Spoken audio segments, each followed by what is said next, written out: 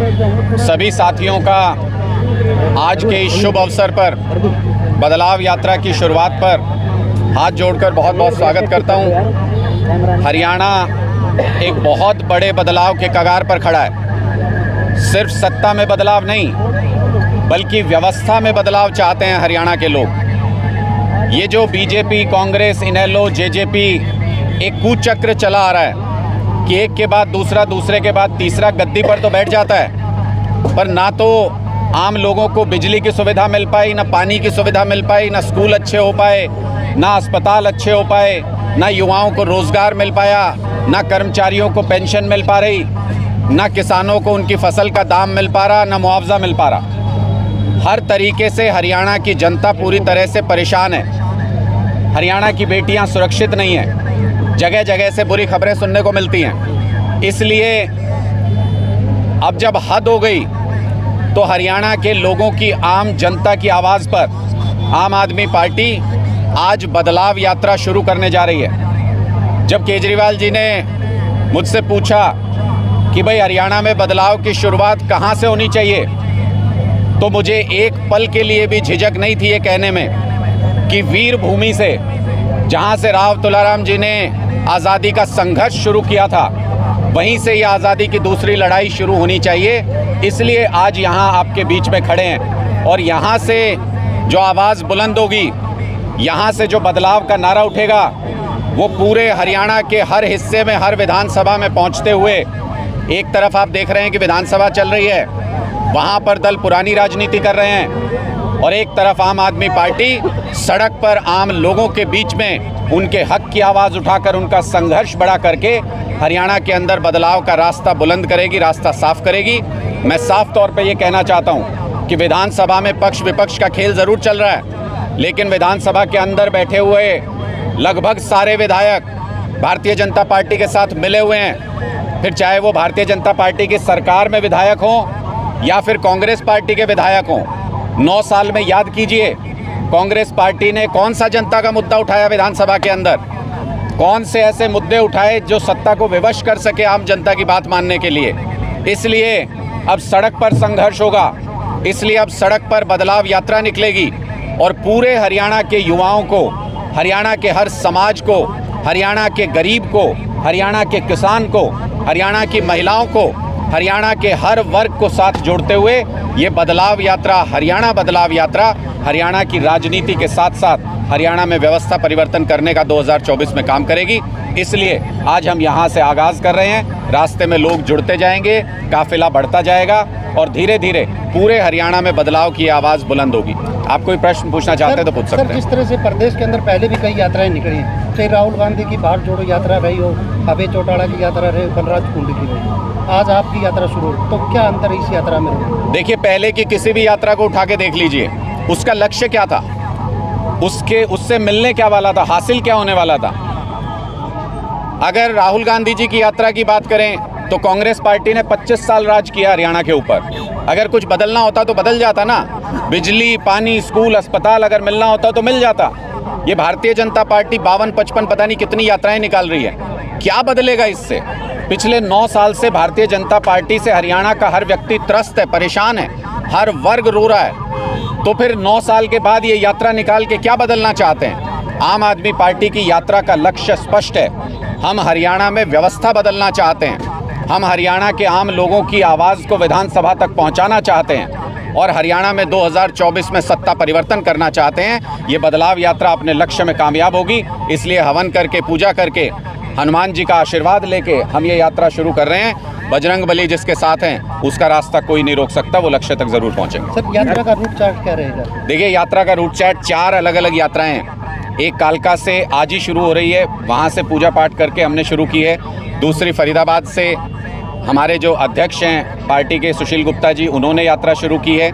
तीसरी सिरसा से डॉक्टर अशोक तंवर जी ने यात्रा शुरू की है और चौथा रूट यहाँ महेंद्रगढ़ से, वीर भूमि से, मैं यहाँ से इस यात्रा का नेतृत्व करते हुए यहाँ से आगे बढ़ेंगे। पूरी पार्टी के सभी कार्यकर्ता जगह जगह पर आम लोगों के साथ इस यात्रा का स्वागत भी करेंगे, इस यात्रा में भी जुड़ेंगे। और महेंद्रगढ़ से होते हुए, अगर मैं इस रूट की बात करूं, तो महेंद्रगढ़ से होते हुए पूरे साउथ हरियाणा को कवर करते हुए काफ़ी हिस्से को हम झज्जर, बेरी, रोहतक से होते हुए महम, नारनौल, उसके आगे सफ़ीदों की तरफ जाते हुए और लास्ट में हम पहुंचेंगे कैथल और कलायत। कैथल में इस यात्रा का, इस रूट का समापन करेंगे। इसी तरह से चारों रूट अलग अलग पूरे हरियाणा को कवर करते हुए जब ये यात्राएं समाप्त होंगी तो उस वक्त 90 की 90 विधानसभा पूरी तरह से कवर होंगी आम आदमी पार्टी की इस बदलाव यात्रा में, और 90 की 90 विधानसभा में बदलाव का बिगुल बज चुका होगा। सर, 3 राज्यों में जो विधानसभा चुनाव में आम आदमी पार्टी ने दिल्ली मॉडल रखा था, लेकिन उस हिसाब से परफॉर्म नहीं कर पाई जो आपको उम्मीद थी। देखिए, मैं 3 राज्यों में जो विधानसभा के रिजल्ट आए उसमें भारतीय जनता पार्टी की जीत से ज़्यादा कांग्रेस पार्टी के कमज़ोर नेतृत्व, कमज़ोर संगठन और कमज़ोर नीतियों की हार मानता हूँ। सारी सहयोगी पार्टियों ने जो इंडिया गठबंधन में है उन्होंने रास्ता साफ किया। हमने बैकआउट किया इस चीज़ को लेकर के कि सीधी लड़ाई होने दी जाए इसमें कांग्रेस और भारतीय जनता पार्टी की, लेकिन कांग्रेस पार्टी सीधी लड़ाई में भी भारतीय जनता पार्टी को नहीं हरा पाई, सब कुछ अनुकूल होने के बावजूद। इसका मतलब स्पष्ट है कि कांग्रेस पार्टी के बस की बात नहीं है बीजेपी को हराना। आम आदमी पार्टी ने जहां जहां मजबूती से चुनाव लड़ा, मैं कई उदाहरण दे सकता हूं आपको। हमने दिल्ली में चुनाव लड़ा, 2 बार बीजेपी को पटकनी दी। 15 साल पुरानी एमसीडी की उनकी सरकार को पटकनी दी। गुजरात में हमने मंच से चुनाव लड़ा तो पहली बार में छक्के छुड़ा दिए थे, मोदी जी को रैलियां करनी पड़ी बहुत सारी, 41 लाख वोट हासिल किए हमने पहली बार में। पंजाब के अंदर अकाली, बीजेपी, कांग्रेस सबका सुपड़ा साफ किया। इसलिए आम आदमी पार्टी जहां गंभीरता से चुनाव लड़ेगी, भारतीय जनता पार्टी को पटकनी दे सकती है, हरा सकती है, हम ये दावा करते हैं। इसलिए कांग्रेस को अब अपना अहंकार छोड़ के जो पार्टी बीजेपी को हराने का दम रखती है, जिनके पास उनको हराने की रणनीति है, जिनके पास उनको हराने का नेतृत्व है, उनको ज़्यादा स्पेस दे करके उनको आगे ले करके चलना चाहिए। तब 2024 के चुनाव में भारतीय जनता पार्टी को हराया जा सकता है। इंडिया अलायंस भ्रष्टाचार के मुद्दे को लेकर चली थी और आज भ्रष्टाचार के आरोप आम आदमी पार्टी पर। देखिए, 1 रुपया भी आज तक आम आदमी पार्टी के किसी भी नेता कार्यकर्ता के यहाँ से इतने छापे मार लिए इन एजेंसियों ने, 1 रुपया भी बरामद नहीं हुआ। ये जिनको भारतीय जनता पार्टी कहती थी, मैं तो कल परसों देख रहा था, वो छगन भुजबल जी का कह रहे हैं ईडी की वो फाइल ही गुम हो गई, एप्लीकेशन जो उन्होंने लगाई थी कोर्ट के अंदर। तो इससे बड़ी हास्यास्पद बात क्या हो सकती है? सारे भ्रष्टाचारियों को भारतीय जनता पार्टी ने अपनी पार्टी में शामिल करा के अपनी वॉशिंग मशीन में धो के उनको साफ सुथरा डिक्लेयर कर दिया। और जो ईमानदार लोग हैं, मैं फिर बार बार ये कहता हूँ, आप देखिए पूरे देश में किसके खिलाफ कार्रवाई हो रही है। क्या किसी और पार्टी के नेता जेल जा रहे हैं? आम आदमी पार्टी के नेताओं को ही क्यों जेल भेजा जा रहा है? उसमें भी संजय सिंह जी को, जिसका दिल्ली सरकार से कोई लेना देना नहीं। ये साफ बताता है कि ये सारे झूठे केसेस हैं। कहीं से भी कोई 1 रुपया भी भ्रष्टाचार का आम आदमी पार्टी के किसी व्यक्ति के यहाँ से बरामद नहीं हुआ। मोदी जी को डर लगता है आम आदमी पार्टी से, मोदी जी को डर लगता है केजरीवाल जी से कि एक दिन केजरीवाल जी ही उनका बोरिया बिस्तरा समेट के भारतीय जनता पार्टी का हिंदुस्तान की राजनीति से बाहर कर सकते हैं। इसलिए वो हर हथकंडा अपनाएंगे, हम हर हथकंडे के लिए तैयार हैं। शहीद भगत सिंह जी को जेल में डाला था अंग्रेज़ों ने, तो यही सोचा था कि अब कोई आज़ादी नहीं मांगेगा।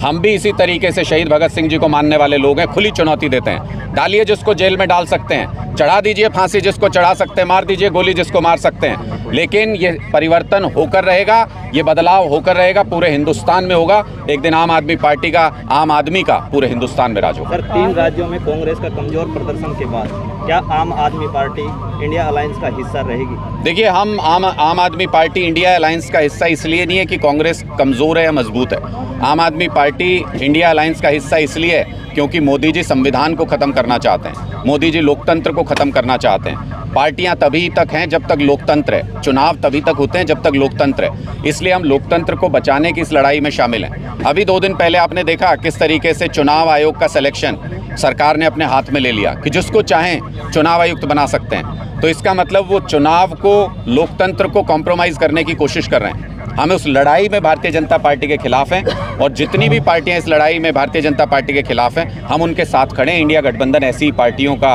एक मजबूत गठजोड़ है जो 2024 के चुनाव में अगर कांग्रेस अपना अहंकार छोड़े और सबको साथ लेकर के चले तो 2024 के लोकसभा चुनाव में हम भारतीय जनता पार्टी को और इनके अलाय पार्टनर्स को, जो भी गठबंधन है भारतीय जनता पार्टी को, उसको बुरी तरह हरा सकते हैं। हरियाणा में लोकसभा चुनाव में इंडियन अलायंस के साथ चुनाव लड़ेंगे या फिर अकेले? देखिए, आम आदमी पार्टी तो 10 की 10 लोकसभा सीटों पर, 90 की 90 विधानसभा सीटों पर मजबूत तैयारी कर रही है। एक गांव में हमने अपना संगठन तैयार कर लिया है।